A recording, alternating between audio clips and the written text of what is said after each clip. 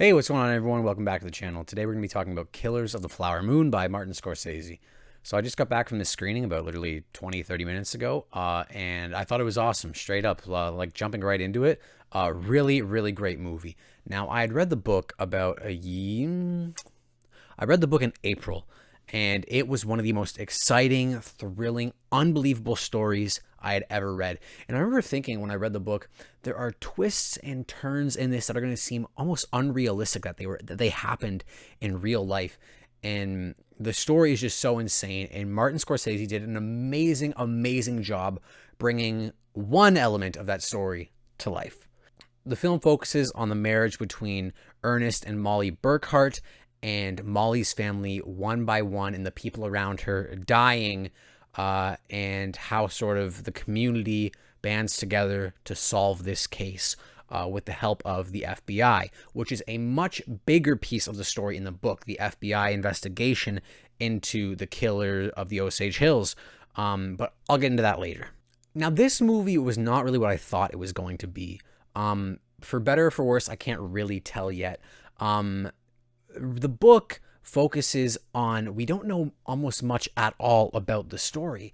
I was expecting going in seeing a film about Native Americans one by one showing up dead, and then the curtains pulled back and we learn more about this plot. They're being not only killed, but they're being murdered, and it looks like there might be some pattern or some intention, and piece by piece by piece, the mystery is kind of getting solved before us, and then right in the middle of the book, the hammer is dropped. We have a prime suspect, and then it all blows up from there and gets crazier and crazier.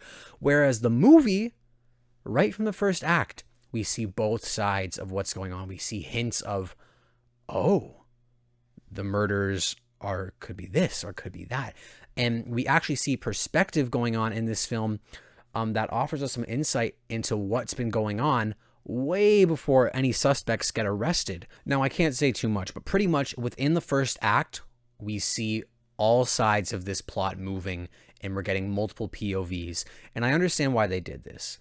Whereas the book can kind of tell a story how it wants to, at a pace it wants, a film has to have kind of a rising action, as they call it, or inciting incident, and then the rising plot beyond it. And you couldn't just, in the third act, be like, okay, flashback, here's how it all happened. We do want to see the moving parts. So I do think this movie could have had some amazing jaw-dropping twists and turns, like, oh my God, holy shit, X, Y, and Z is happening, oh my. But instead, we're like seeing it like, oh my God, oh, whoa, whoa, whoa. Like, we're seeing that train steam ahead. So whether that's for better or for worse, I think is up to the audience. And I think if you haven't read the book, it will be more impactful that way. Now, let's talk about the performances in this movie. Lily Gladstone has a breakout performance here as Molly Burkhart, and she is incredible. She didn't even audition for the role, which is so crazy. Her and Scorsese just talked, and he knew and casted her on the spot. But I don't want to use too much hyperbole here because I'm quite guilty of using hyperbole a lot. But Leo's performance in this film is so unbelievable. It's like, and I'm not a huge, like, I love Leo, don't get me wrong, but I'm not like, when people say, who's your favorite actor? Leo is never like the first guy that comes to mind for me.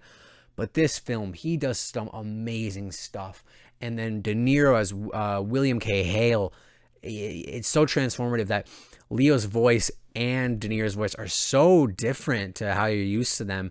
And seeing them in this kind of Western aesthetic, in this sort of, especially earnest, this kind of country dullard type voice was really something.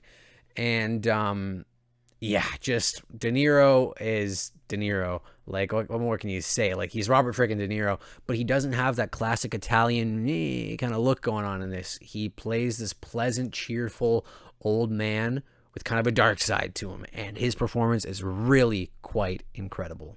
Something I was also kind of concerned about with this film was, is it going to have that signature Marty style, which is very fast-paced and kind of, chop moving forward all the time, or is it going to be more like, one of his slower films? And I haven't seen The Irishman, so I can't really compare it to that.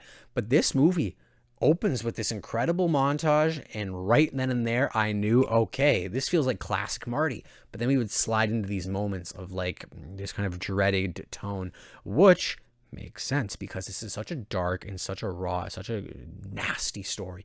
And oh my God, it's brutal. It's quite disturbing. Some of the shots of the violence in this movie are just hand over mouth nasty, and it's all real. Like, the fact that when you're watching this movie, you're gonna think this actually happened.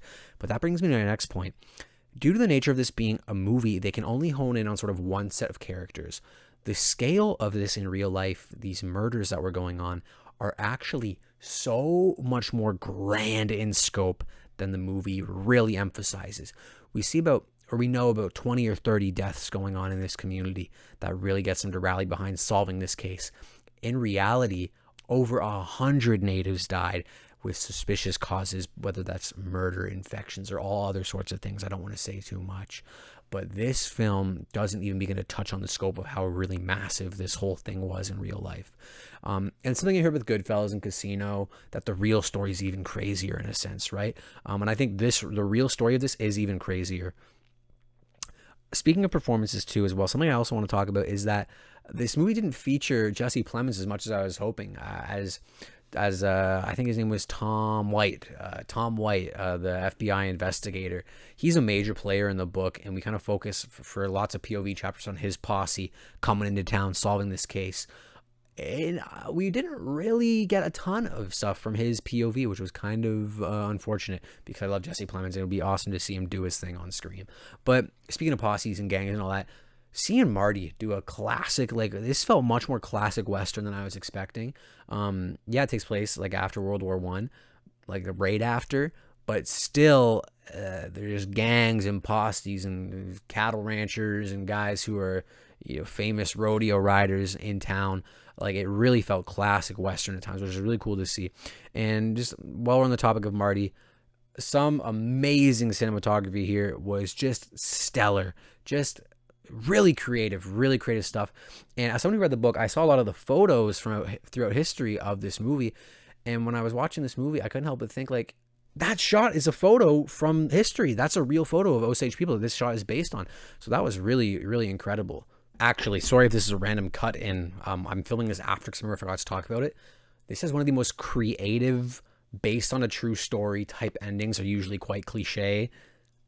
The ending of this film is so creatively done and so cool. Only Martin Scorsese could have thought of it. Masterpiece. Anyway, back to the rest of the scheduled review. All in all, like top to bottom, it's a phenomenal movie, and I think it's going to be a lot better for you if you haven't read the book. If there's not things you're looking forward to being like explored, and you're just watching it unfold in real time in front of you, I think you're going to be blown away. So I'm like, if I had to give this a number, I'd be like an 8.8 out of 10. But if you haven't read the book, I think you're looking at a 9.3 or even a 10 out of 10. But yeah, I thought this thing was awesome, and it was not too long. Movies don't need to be 3.5 hours long. Yes, they do. They need to be as long as they need to tell the effective story. And my dad even said, who saw this with me, he said, that didn't feel like 3.5 hours at all. That went by quick. And I don't know if I would say it went by quick, but it needed all 3.5 of those hours. And if it was 4.5 hours, I would have been just as happy, because Killers of the Flower Moon was amazing, and I highly recommend it, guys.